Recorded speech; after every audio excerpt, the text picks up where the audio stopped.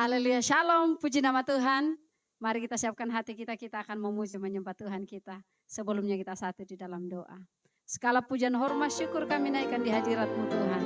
Buat hari ini, buat segala sesuatu kebaikan dalam hidup ini. Terima kasih Bapa, terima kasih.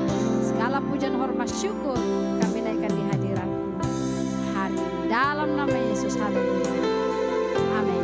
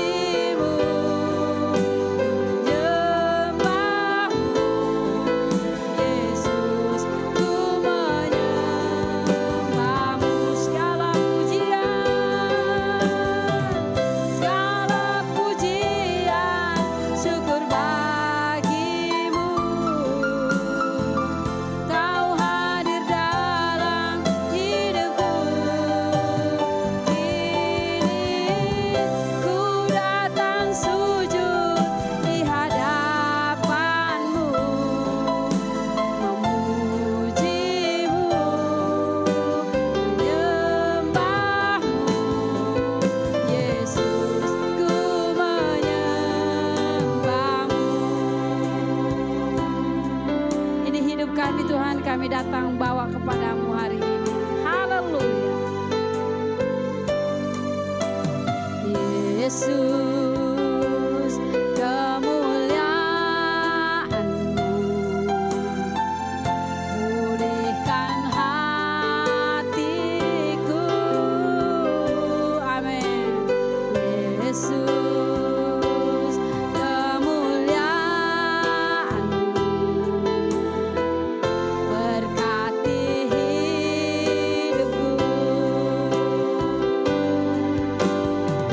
segala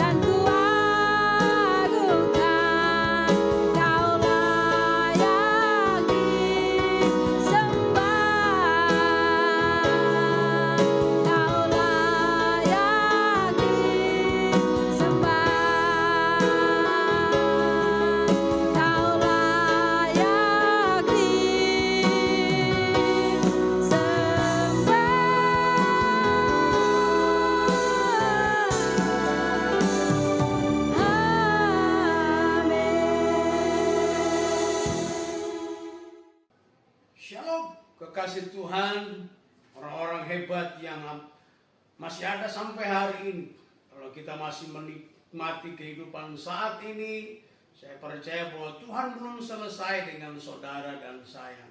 Saya percaya bahwa Tuhan masih mempercayakan hidup ini untuk saudara dan saya memiliki kesempatan menikmati yang Tuhan janjikan lewat kebenaran firman-Nya. Oleh sebab itu pada hari ini, mari sebelum kita menikmati firman Tuhan, saya ajak kita satu dalam doa. Mari kita berdoa. Bapa di surga, dalam nama Tuhan Yesus Kristus, kami bersyukur buat pada hari ini kami diberi kesempatan untuk menikmati janji Tuhan lewat kebenaran yang akan kami dengar pada ibadah ini. Kuduskan kami, ampuni segala dosa kami, dan layakkan kami untuk mendengar firman-Mu, berjumpa dengan Tuhan lewat firman-Mu, dan mengalami kuasa firman-Mu yang memerdekakan, yang menyembuhkan, yang mendatangkan harapan yang baru di dalam Kristus Yesus Tuhan dan Juru Selamat. Terima kasih Bapa di surga, urapi kami siap mendengar firman-Mu di dalam nama Tuhan Yesus Kristus. Haleluya, haleluya, amin. Kekasih Tuhan, pada ibadah hari ini saya rindu untuk kita belajar bersama-sama tentang satu topik, yaitu kehadiran Tuhan. Oleh sebab itu mari kita akan buka Alkitab kita di dalam kitab Kejadian. Kitab Kejadian pasal yang ke-28. Kitab Kejadian pasal yang ke-28 ayat 12 sampai dengan ayat yang ke-17. Kejadian 28 ayat 12 sampai ayat 17 saya akan bacakan buat kita. Judul dari perikop ini adalah mimpi Yakub di Betel. Firman Tuhan berkata demikian. Maka bermimpilah Yakub, di bumi ada didirikan sebuah tangga yang ujungnya sampai di langit. Dan tampaklah malaikat-malaikat Allah turun naik di tangga itu. Berdirilah Tuhan di sampingnya dan berfirman, Akulah Tuhan Allah Abraham, nenekmu, dan Allah Ishak. Tanah tempat engkau berbaring ini akan kuberikan kepadamu dan kepada keturunanmu. Keturunanmu akan menjadi seperti debu tanah banyaknya, dan engkau akan mengembang ke timur, barat, utara, dan selatan. Dan olehmu serta keturunanmu, semua kaum di muka bumi akan mendapat berkat. Sesungguhnya aku menyertai engkau dan aku akan melindungi engkau kemanapun engkau pergi, dan aku akan membawa engkau kembali ke negeri ini. Sebab aku tidak akan meninggalkan engkau, melainkan tetap melakukan apa yang telah kujanjikan kepadamu. Ketika Yakub bangun dari tidurnya, berkatalah ia, Sesungguhnya Tuhan ada di tempat ini dan aku tidak mengetahuinya. Ia takut dan berkata, alangkah dahsyatnya tempat ini. Ini tidak lain dari rumah Allah. Ini pintu gerbang surga. Kekasih Tuhan, pada ayat yang ke-16 bagian B, firman Tuhan berkata demikian. Sesungguhnya Tuhan ada di tempat ini dan aku tidak mengetahuinya. Sangat miris menjadi orang percaya kepada Kristus Yesus Tuhan, yang senantiasa berdoa untuk berjumpa dengan Tuhan, mengalami Tuhan, melihat Tuhan dalam perjalanan iman Kristen kita. Lalu Tuhan menyatakan dirinya, tetapi saudara dan saya tidak mengetahuinya. Bukankah alangkah indahnya kita berjumpa dengan kekasih kita, yaitu Tuhan Yesus. Bukankah itu merupakan kerinduan dari semua orang yang percaya berjumpa dengan Tuhan Sang Juru Selamat itu. Namun dalam peristiwa ini kekasih Tuhan, kita melihat Yakub.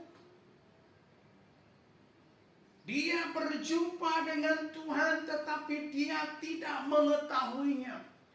Alkitab berkata bahwa dia bermimpi, saudara, di sebuah tempat yang bernama Betel. Dan saudaraku yang kekasih, dia tidak mengetahuinya. Ini sangat miris sekali saudara. Pelajaran bagi kita orang yang percaya kepada Tuhan Yesus Kristus. Mari pada hari ini kita belajar supaya ketika Tuhan hadir kita mengetahuinya. Bahkan kita dapat mengoreksi kehidupan iman kita. Mengapa kita tidak bisa menikmati kehadiran Tuhan? Mengapa ketika kita berdoa, ketika kita memuji menyembah Tuhan, kita sangat tidak menikmati kehadiran Tuhan di dalam kehidupan kita, saudara. Nah, saya percaya kehadiran Tuhan itu merupakan sebuah momen yang sangat-sangat penting untuk kita alami di dalam kehidupan iman kita, saudara. Oleh sebab itu, saudaraku yang kekasih, dalam ibadah pada hari ini, saya rindu untuk berbagi beberapa hal. Mengapa saudara dan saya tidak mengalami kehadiran Tuhan, atau kita tidak menikmati hadirnya Tuhan dalam persekutuan pribadi, rumah tangga, atau secara berjemaat? Bukankah Tuhan berkata, saudaraku yang kekasih dalam Tuhan, dalam Matius 18 ayat yang ke-20, 2-3 orang berkumpul bersepakat dalam nama Tuhan, maka Dia hadir di tengah-tengah kita. Dalam setiap persekutuan kita selalu berdoa meminta kehadirannya, tetapi saudara yang kekasih dalam Tuhan, pada kenyataannya kita tidak menikmati kehadirannya. Ada 3 hal yang penting untuk saudara dan saya pelajari pada saat ini. Mengapa kita tidak bisa menikmati kehadiran Tuhan? Yang pertama, saudaraku yang kekasih dalam Tuhan, karena kita tidak memiliki iman. Sebagai orang yang percaya kepada Kristus Yesus, ketika kita mau masuk dalam hadirat-Nya, berjumpa dengan pribadi yang kita kasih, kita rindukan itu, dalam ibadah baik pribadi, keluarga, ataupun komunitas gereja kita, maka sesungguhnya kita harus mempersiapkan diri. Dengan kata lain, kita harus men-setting diri kita sebelum kita beribadah, sebelum kita membawa korban syukur kita kepada Tuhan. Seharusnya kita lebih dahulu mempersiapkan diri kita. Yaitu apa, saudaraku yang kekasih? Bahwa pastikan ketika kita memuji, ketika kita bersepakat, ketika kita datang kepada Tuhan, pastikan bahwa kita harus berjumpa dengan Dia. Oleh sebab itu, apa yang harus kita miliki, saudara? Kita harus memiliki iman bahwa dalam setiap pujian yang akan kita persembahkan kepada Tuhan, kita akan mengalami pujian itu. Bahwa setiap ibadah ketika firman Tuhan dikumandangkan, kita harus mengalami itu, saudaraku yang kekasih dalam Tuhan Yesus Kristus. Penting untuk kita men-setting diri kita dari rumah atau mungkin di rumah sebelum kita berdoa. Untuk bahwasannya ketika kita berdoa, kita memuji, ketika kita menyembah Tuhan, kita harus mengalami Tuhan. Kita harus berjumpa dengan Tuhan dalam momen-momen ibadah atau persekutuan kita. Iman sangat diperlukan dalam sebuah perjumpaan dengan Tuhan, saudaraku yang kekasih dalam Tuhan.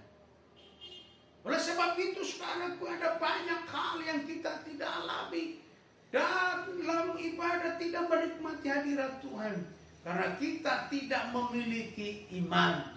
Dalam sebuah peristiwa, kalau saudara lihat dalam Lukas pasal yang ke-24 ayat 16 sampai ayat yang ke-39, di situ Yesus berjumpa dengan 2 orang muridnya.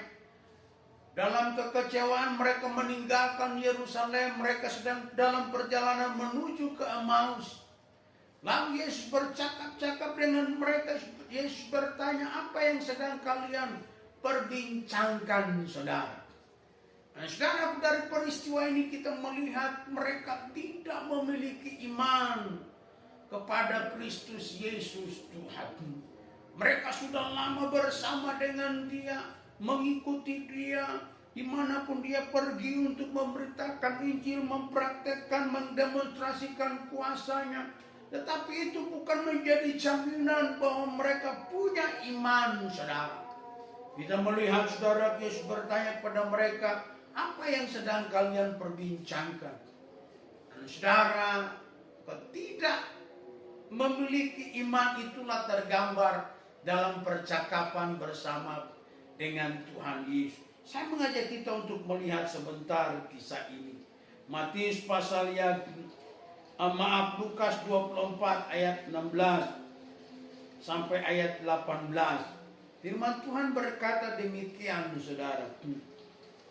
Tetapi ada sesuatu yang menghalangi mata mereka, sehingga mereka tidak dapat mengenal Dia. Yesus berkata kepada mereka, apakah yang kamu percakapkan sementara kamu berjalan?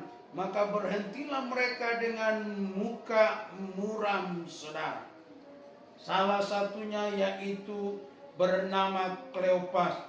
Dia berkata, adakah engkau satu-satunya orang asing dari Yerusalem yang tidak tahu apa yang terjadi pada hari-hari belakangan ini?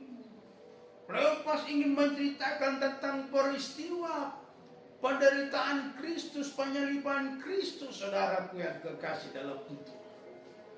Dan Kleopas dan temannya pergi ke Emmaus meninggalkan Yerusalem dengan rasa sedih yang memuncak, dengan kecewa, mungkin kehilangan harapan karena Kristus yang mereka banggakan itu. Mereka melihat dengan kacamata manusia mereka bahwa Dia mati, saudara. Tetapi saudaraku yang kekasih dalam Tuhan, mereka tidak memiliki iman bahwa Yesus pernah berkata Dia akan bangkit dari kematian pada hari yang ketiga. Selaput menutup mata mereka, yang mereka tidak bisa melihat Yesus, tidak mengenal Tuhan yang hadir dengan mereka saat itu, yang sedang bercakap-cakap dengan mereka saat itu, saudara. Selaput menutup mata mereka. Kenapa selaput itu bisa menutup mata mereka? Kesedihan menghalangi mereka untuk melihat bahwasannya Tuhan sedang berbicara. Saudaraku yang kekasih dalam Tuhan, jangan biarkan hal-hal dari dunia ini, jangan biarkan kedagingan kita, jangan biarkan masalah kita, jangan biarkan persoalan kita menghalangi mata kita untuk melihat Tuhan yang sedang hadir di tengah-tengah komunitas, di tengah-tengah ibadah kita, saudara. Oleh sebab itu, saudaraku yang kekasih dalam Tuhan, sebagai orang yang percaya kepada Kristus Yesus Tuhan, seharusnya apapun yang kita alami tidak akan pernah menggoyahkan iman kita, tidak akan pernah menggagalkan iman kita, tidak akan pernah meruntuhkan iman kita, tidak akan pernah membuat kita berhenti percaya kepada Tuhan yang kita sembah, yaitu Tuhan Yesus Kristus. Persoalan apa yang sedang saudara hadapi saat ini? Mungkinkah sakit penyakit yang belum tersembuhkan? Jangan hal itu membuat saudara berhenti percaya. Tetapi saya percaya apa yang saudara sedang alami, justru olehnya Tuhan akan pakai untuk mengajar saudara bergantung sepenuhnya kepada Tuhan, untuk mendidik kita belajar percaya sepenuhnya kepada Tuhan yang berjanji dan juga pasti akan menggenapi janjinya. Mungkin keuangan saudara sedang tidak baik-baik hari ini. Mungkin keluarga saudara sedang tidak baik-baik hari ini. Mungkin pelayanan saudara sedang tidak baik-baik hari ini. Jangan biarkan semua itu menghalangi saudara. Jangan biarkan semua itu menghentikan saudara untuk percaya bahwa Tuhan yang berjanji setia dengan janjinya. Pupuk iman itu pertahankan iman saudara. Karena saudaraku yang kekasih dalam Tuhan, tidak sia-sia orang yang percaya kepada Kristus Yesus Tuhan. Tidak sia-sia orang yang percaya kepada Yesus berharap terhadap janji-janjinya. Yakub, saudaraku yang kekasih dalam Tuhan, dia tidak bisa melihat Tuhan yang hadir saat itu. Karena apa, saudaraku yang kekasih dalam Tuhan? Rasa takut menghantui dia, rasa capek menghalangi dia, sehingga Alkitab berkata dia tertidur. Jangan biarkan iman saudara tertidur. Jangan biarkan iman saudara terlena. Jangan biarkan iman saudara kalah hanya karena persoalan, hanya karena rasa takut, hanya karena rasa khawatir. Tetapi kalahkanlah semua itu dengan iman yang kuat, iman yang teguh di dalam Kristus Yesus Tuhan. Nah, saudaraku yang kekasih dalam Tuhan, karena tidak memiliki iman, oleh sebab itu ada banyak di antara kita yang sudah berdoa, tetapi kita tidak mengalami Tuhan dalam kehidupan kita. Ketika dia hadir, sesungguhnya itu merupakan momen terindah. Tetapi kadang-kala kita tidak merasakan bahwasannya Tuhan hadir di tengah-tengah kita. Dalam ibadah pada hari ini, mari koreksi iman kita, saudara. Koreksi makanan apa yang sedang kita nikmati untuk rohani kita. Koreksi apa yang sedang kita terima dari luar. Koreksi apa yang sedang ada dalam hati kita. Di mata kita yang menghalangi kita untuk melihat Tuhan yang sudah ada sesungguhnya di dalam ibadah kita, di dalam persekutuan, di dalam komunitas kita. Namun kita tidak bisa melihatnya. Jangan-jangan ada selaput, jangan-jangan ada yang menghalangi, jangan-jangan ada yang kita biarkan mendominasi kehidupan kita, sehingga kita tidak bisa melihat, sehingga iman kita tertidur. Waktu Tuhan ada, dia berbicara, dia menyatakan janjinya, saudara dan saya tidak mengetahuinya. Yang kedua, kekasih Tuhan, mengapa kita tidak menikmati hadirnya Tuhan ketika dia ada bersama-sama dengan kita, saudara?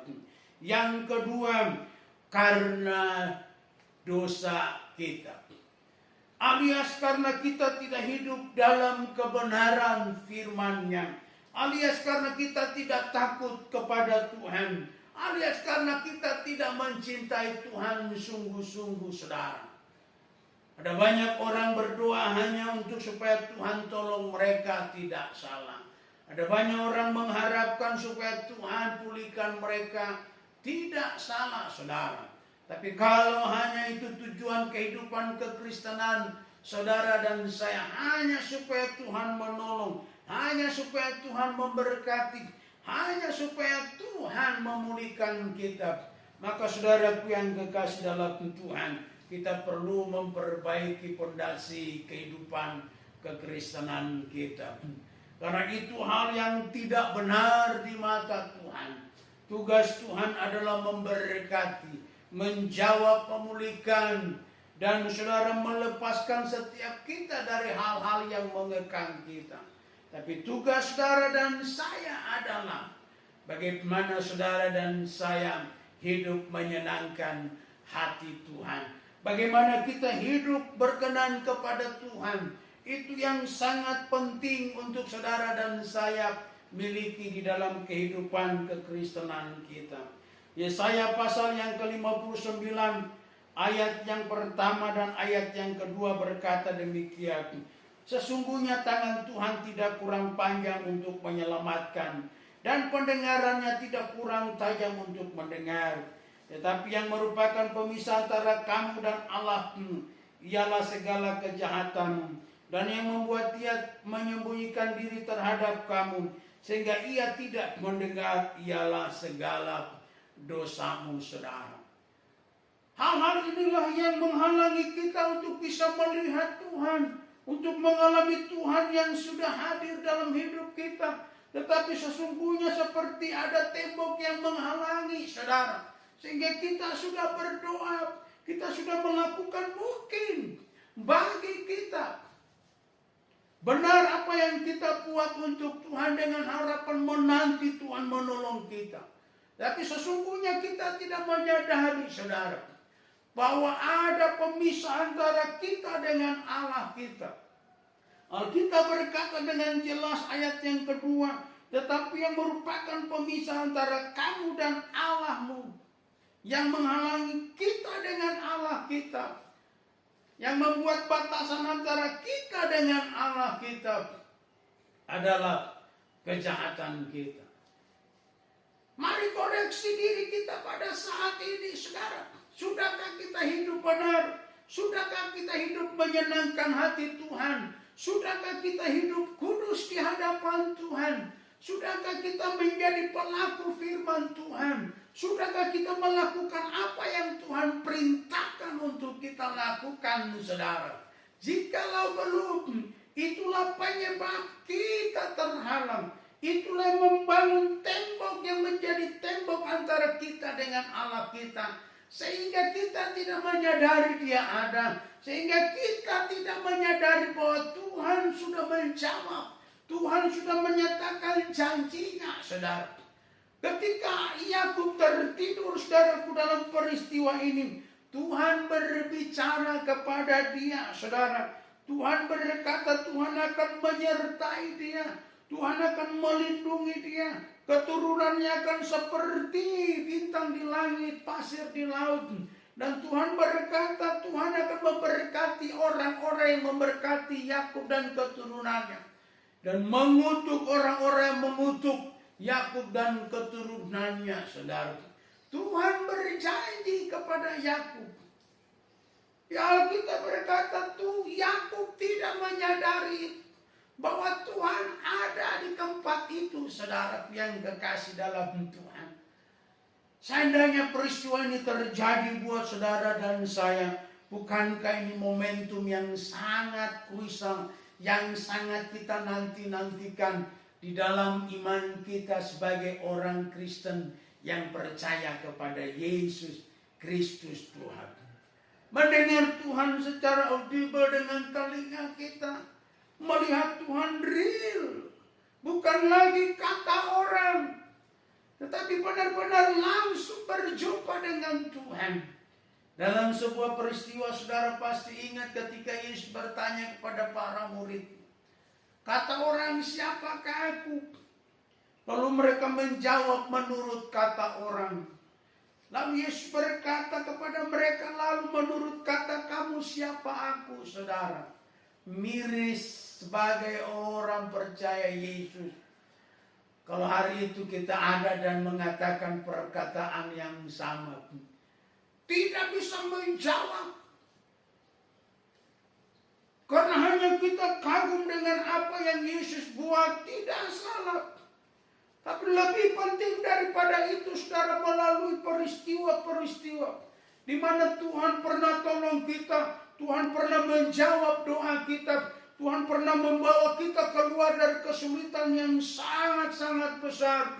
Seharusnya momentum itu membuat iman kita semakin kuat, pengenalan kita akan Tuhan semakin besar, semakin kuat di dalam kehidupan kita, saudara. Tapi kita ternyata menemukan kenyataannya.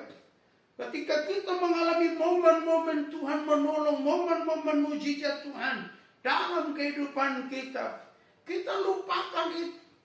Tidak membuat kita bertumbuh, tidak membuat kita semakin cinta Tuhan. Justru membuat kita sombong. Oh, itu bukan karena Tuhan, tapi itu karena saya. Itu karena dokter. Itu karena A, B, C, D.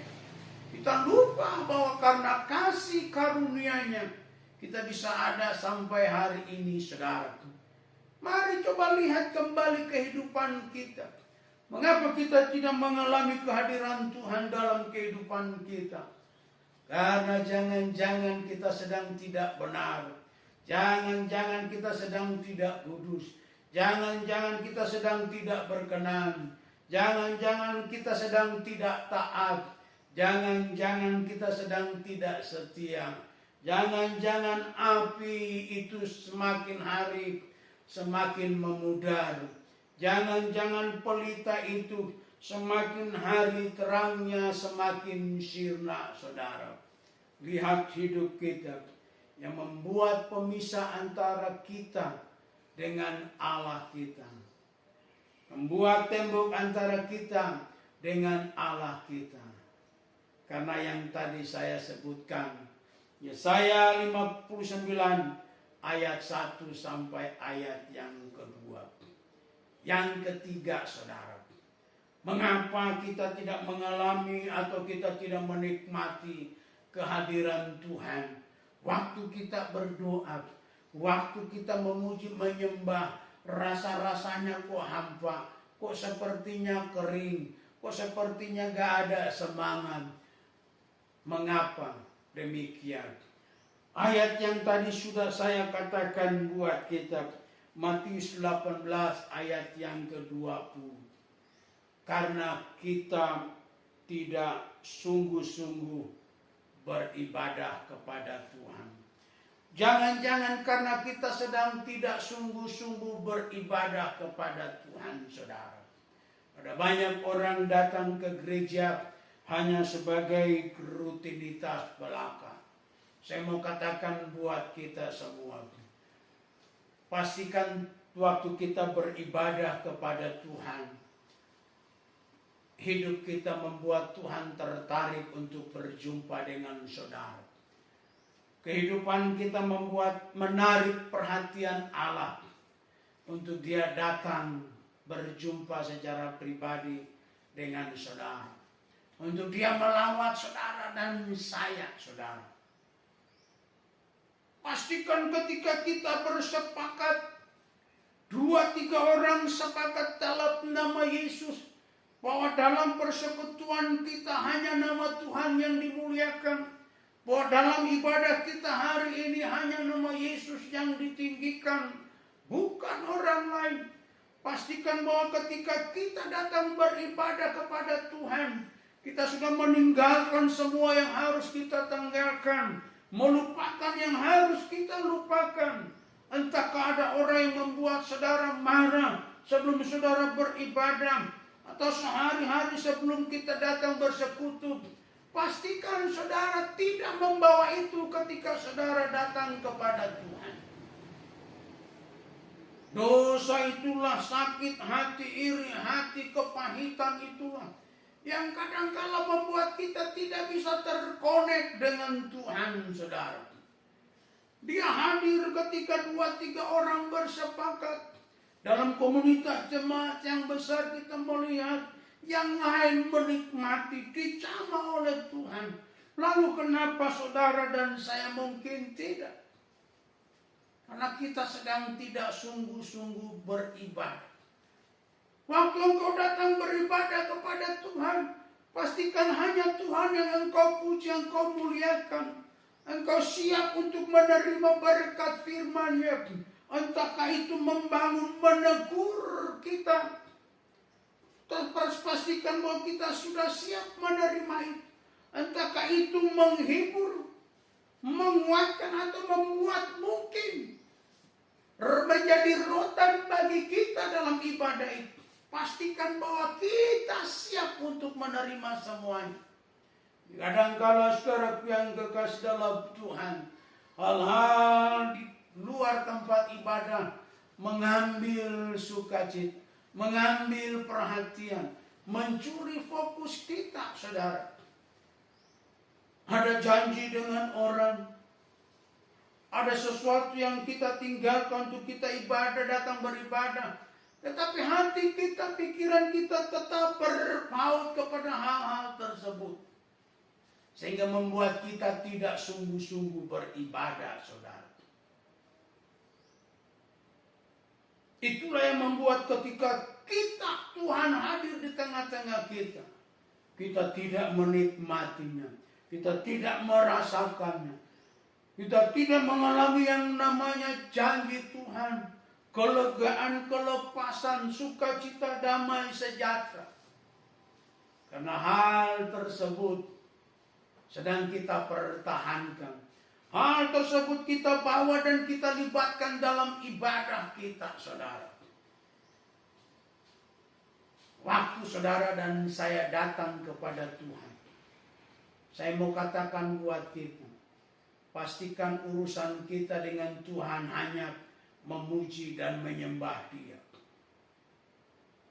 Pastikan bahwa kita hanya datang mempersembahkan korban yang berkenan kepada Tuhan, yaitu hati yang murni, pikiran yang murni, roh, jiwa, tubuh yang benar di hadapan Tuhan. Maka saya mau katakan buat kita, yang dunia cari, yang dunia takutkan, yang dunia khawatirkan, saudara dan saya tidak akan mengalaminya. Saudara dan saya akan mengalami yang namanya pertolongan Tuhan, kelimpahan, kemurahan Tuhan.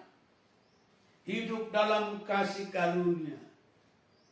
Karena ketika kita datang kepada Tuhan, kita sungguh-sungguh mempersembahkan hidup yang berkenan, pikiran yang berkenan, hati yang berkenan, perkataan yang berkenan, perbuatan yang berkenan di hadapan Tuhan.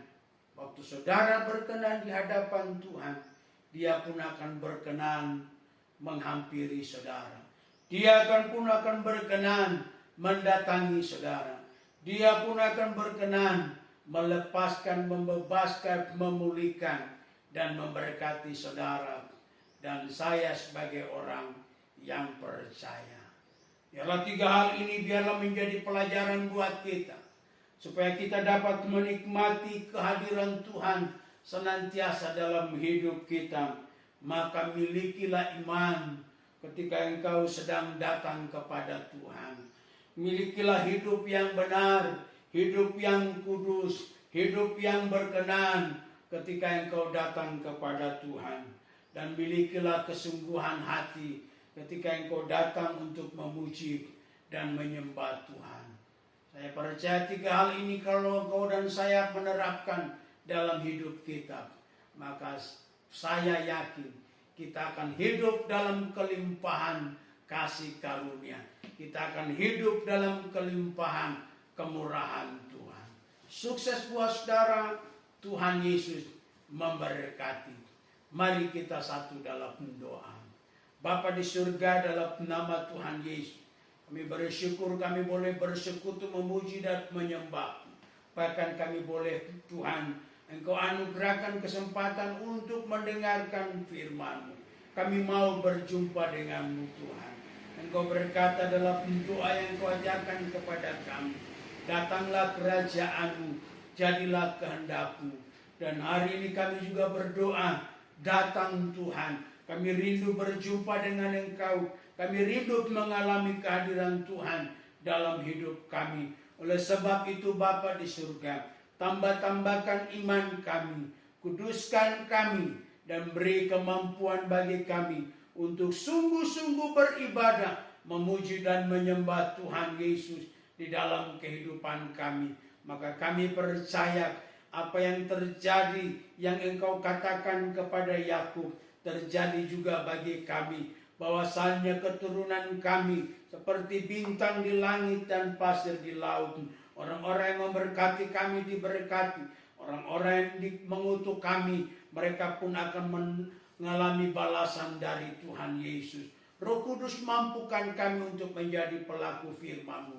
Berkati keluarga besar LOB, dari pimpinan sampai seluruh pengurus, baik Ibu Jacqueline dan seluruh pengurus yang ada Tuhan. Tuhan memberkati seluruh program-program LOB ke depan kami serahkan dalam tangan-Mu.